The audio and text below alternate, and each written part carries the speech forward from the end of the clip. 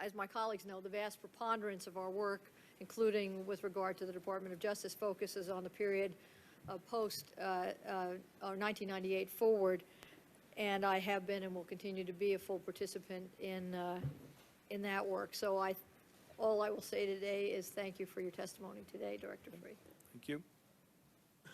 Thank you. I've got a couple of questions. First, I'm interested in your communications with the White House.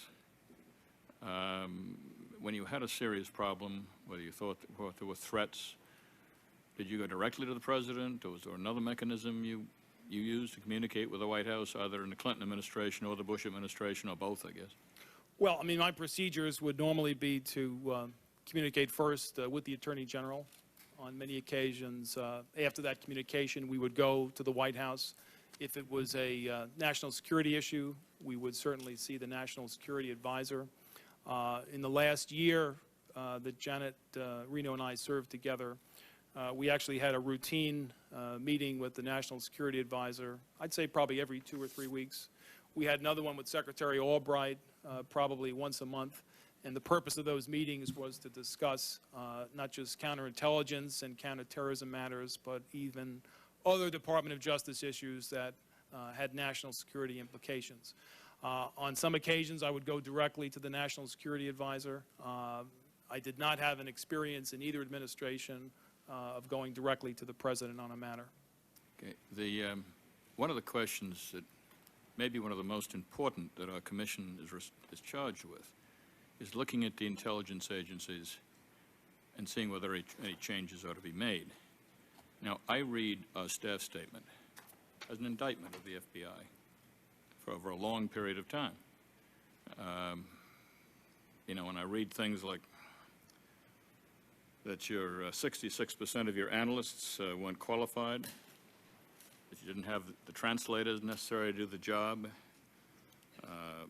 that you had FISA difficulties, that you had all the information on the fundraising, but you couldn't find a way to use it properly to stop terrorism. And that's without counting, of course, the things that were going on at the same time, Ruby Ridge or Waco or the Wen-Ho Lee case or the Hansen case or the lost laptops and firearms and all the rest. The present director, your successor, has a whole series of reforms that he is trying to put to make the agency work better. You tried reforms. You tried very hard to reform the agency. According to our staff report, those reforms failed. I guess my question to you is, looking at this director's efforts to reform the agency, can those reforms work, or should there be some more fundamental changes to the agency and the way we get our intelligence? Yeah. Well, first of all, I take exception to your comment that your staff report is an indictment of the FBI. I think your staff report evidences some very good work and some very diligent interviews and a very technical, almost auditing analysis of some of the programs. I think the centerpiece of your executive director's report, as I heard it, came down to resources and legal authorities. So I would ask that you balance what you call an indictment, which I don't agree with at all, with the two primary findings of your staff. One is that there was a lack of resources, and two, there were legal impediments. With respect to your question, I certainly support and applaud the director's efforts. The Patriot Act, the Court of Review, a couple of $1 billion is certainly a big help when we're talking about changes. With respect to the jurisdiction of the FBI, I do not believe that we should establish a separate domestic intelligence agency with respect to counterterrorism. I think that would be a huge mistake for the country for a number of reasons. One, I don't think in the United States we will tolerate very well what in effect is a secret, state secret police. Even with all of the protections and the constitutional entitlements that we would subscribe with. Americans, I don't think, like secret police, and you would in effect be establishing secret police. Secondly, if you look at the models around the world where this has been tried, It hasn't worked very well, in my opinion. The other thing, it would take a long time to integrate. If the Homeland Security Department and 170,000 people to be integrated is going to take a couple of years, standing up a brand new domestic intelligence agency would take a decade, and we would lose very precious time at a very dangerous time for the United States. If you look at some of the analyses of MI5 operations, and you can look at the Bishopgate bombing, you can look at the Docksland bombing, the Matroyan case, I'm sure your staff has looked at that. It's been found to be not very effective. In fact, one of the studies that I know your staff has looked at in the United Kingdom that looked at this actually said the FBI was a preferred model because it breaks down the barriers between enforcement and intelligence. A lot of the good work of this commission has been to identify the barriers that existed and still exist between intelligence and law enforcement. Standing up a separate intelligence agency will just increase those barriers. And if you thought the wall was a big one, that's a fortress, in my view, and will make for a very ineffective counterterrorism program, and I think expose the country to dangers. So I think we ought to have the Department of Justice supervised by the Attorney General, FBI agents who are schooled in the Constitution, who have a transparent operation with respect to oversight by courts as well as by Congress. Give them the tools, give them the legal authority, give them the budget, and they'll do this job very well. It's not very different from looking at organized crime, from looking at counterintelligence, which in my view the Bureau has done exceptionally well for decades. The difficulty with the wall was that the wall that was set up in Janet Reno's guidelines of July 19th were completely appropriate with respect to counterintelligence cases, because counterintelligence cases happen in two dynamics. One, there's an investigation, and then there's either an indictment or an expulsion. Counterterrorism cases are completely different. Because of the threat, there's always an ongoing need to act and to use the intelligence to prevent attacks from taking place. So the wall is not an appropriate one with respect to counterterrorism, and that's been repaired both by the Patriot Act and the Court of Review. Thank you. Senator Kerrey. Thank you very much, Mr. Chairman. Director Freeh, I'll do whatever I can here to make sure I don't call you Director Clark as I ask you these questions.